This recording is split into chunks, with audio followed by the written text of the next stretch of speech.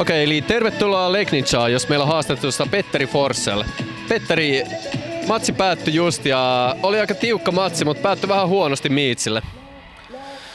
Joo, no me aloitettiin tosi hyvin ja sit niin pelattiin se koko eka puoli aika hyvin ja sitten tultiin tokalle puoliajalle ja no vähän jotenkin löysästi tultiin kopista siihen ja ne pääsi turhaan helposti niin kaventaa ja tasoittaa siinä vielä aika nopeasti molemmat.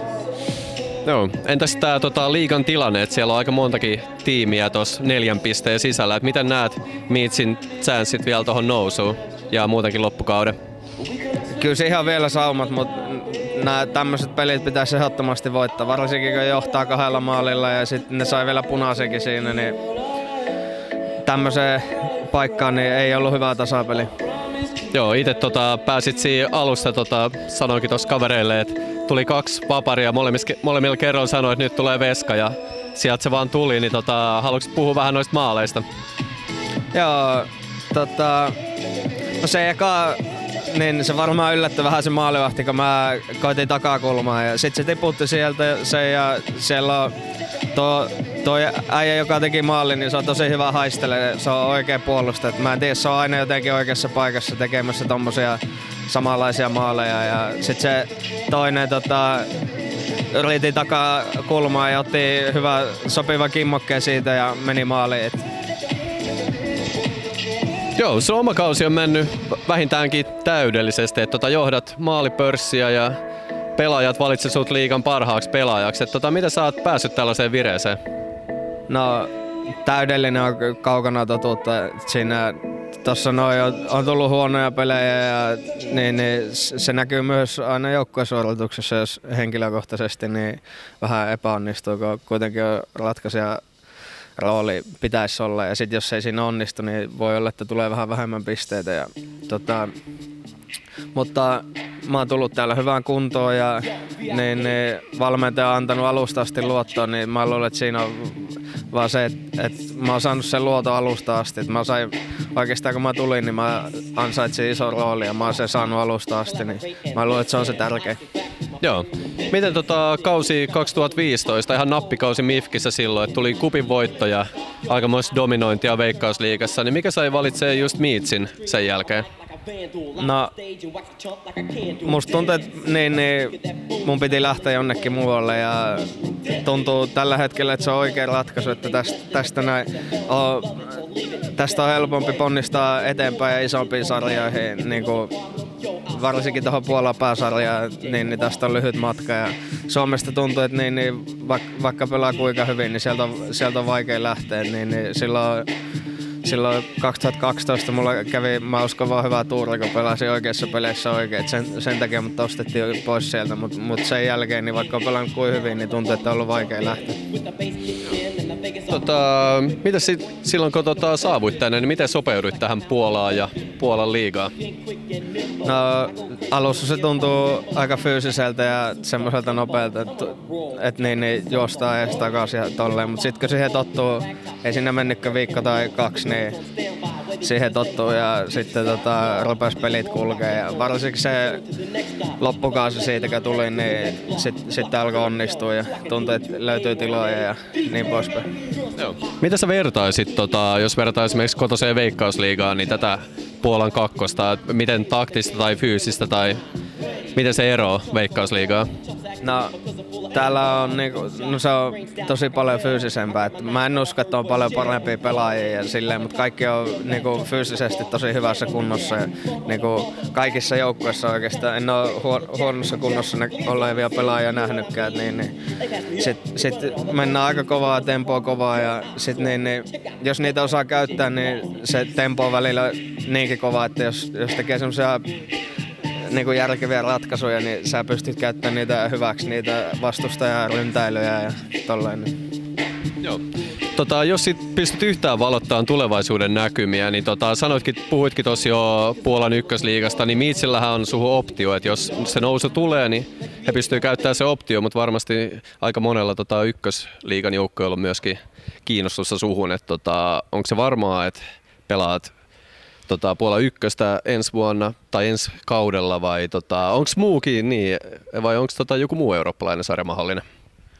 No joo, kyllä me pidetään vaihtoehdot vielä auki ja ei tässä, en ole kerran miettiä, tässä on nyt niin tärkeitä pelejä koko ajan, että vähän sieltä on tullut kiinnostusta sieltä täältä ja muutama konkreettinenkin on jonkunnäköisiä ollut, mutta niin ei niitä oikein viitti vielä miettiä, että katsotaan rauhassa tää ja yritetään nousta pääsarjaa tällä joukkueella.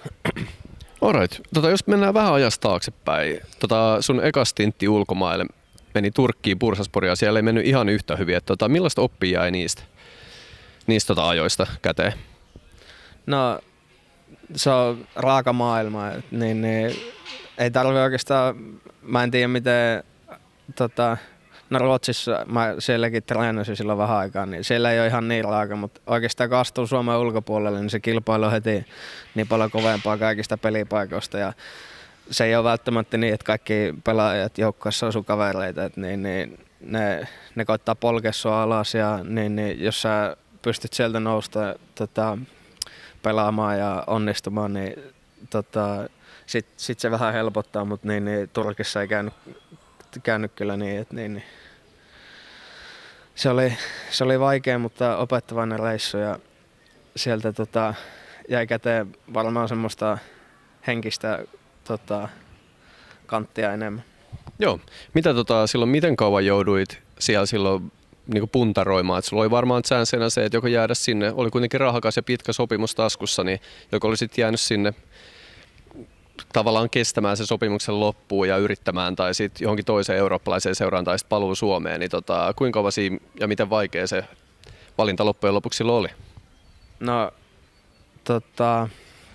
silloin kun mä olin IFK:ssa silloin lainalla ja sitten mä menin takaisin sinne, niin olisiko siinä 2 päivää mennyt, kun mä päätin, että mä haluan pois täältä. Ja ihan sama, vaikka sinne menee kuinka paljon rahaa, ettei se, mä en ollut onnellinen siellä ja multa oli asunnot ja autot ja kaikki mennyt, kun mä menin sinne takaisin. Se oli vähän ihmeellinen se koko tilanne, sit se tuntui vielä niin kuin entistä pahemmalta, että ei ollut enää oma asuntoa siellä ja ne oli antanut autokin jollekin toiselle. Ja siinä oli semmoista ja sit tuntui, että valmentaja sanoi, silloin oli taas uusi valmentaja, mulla oli 3 valmentajaa siellä, niin se sanoi, että sä teet oikein ratkaisun, kun sä lähet, että ei ole niin käyttöä. Ja,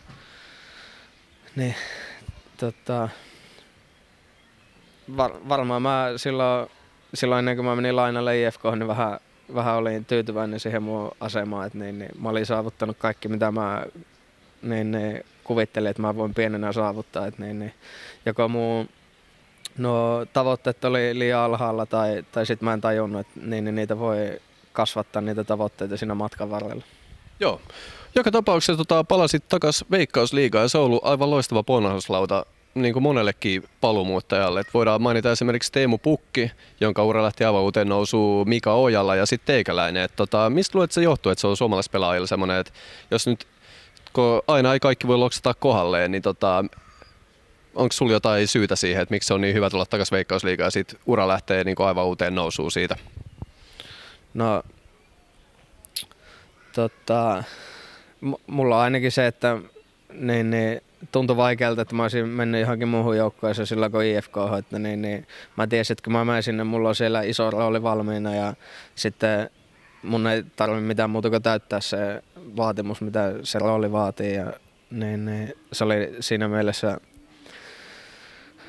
Mä luulen, mulla on ainakin se, että mä tiesin, että sieltä mä saan vastuuta ja mä saan peli-iloon takaisin ja mä saan pelata.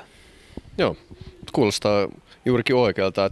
Veikkausliigasta puheen ollen, niin entinen seura Mariehamn IFK, joka on antanut sulla aika paljon, mutta sä oot antanut myöskin aika paljon takaisinpäin, niin miten paljon seuraat heidän otteita ja millä mieli seurasit noita mestaruusjuhlia? No, en mä juhlia seurannut kyllä mitenkään, että seurasin sitä matkaa siihen mestaruuteen kyllä ihan, mä silloin sanoin jo huhtikuussa, että mä twiittasinkin siitä, että kannattaako tätä pelata, että IFK voittaa sarjaa, niin siinä kävi. Ja, se työ, se aloitettiin jo kauan aikaisemmin, että Pekka teki siinä niinku ison duunin ennen sitä ja siinä tuli se Suomen Cupin voitto ja sitten heti perään Veikkausliigavoitto, siinä on ollut kiva seurata, mulla on vielä monta hyvää kaveria siellä ja välillä juttelen niiden kanssa ja kyselen hommista. Joo, kyllä. Ja oot nyt kuulunut Riven Huuhkajan ryhmään ja pääsit haistelemaan MM-kisa karsinta meininkiä myöskin, että miltä se tuntui? Kyllä se on aina tosi kiva edustaa Suomea, että siinä laittaa sen paijan päälle, niin se on aina vähän erilainen kuin seurajoukkojen paita. Että siinä tulee siellä on niinku kaikki isät ja veljet ja koko perhe niinku kuitenkin kannustaa aina Suomea, kun ne on suomalaisia ja siinä tulee jotenkin semmoinen vähän isompi vastuu ja tolleen, niin se on tosi kiva.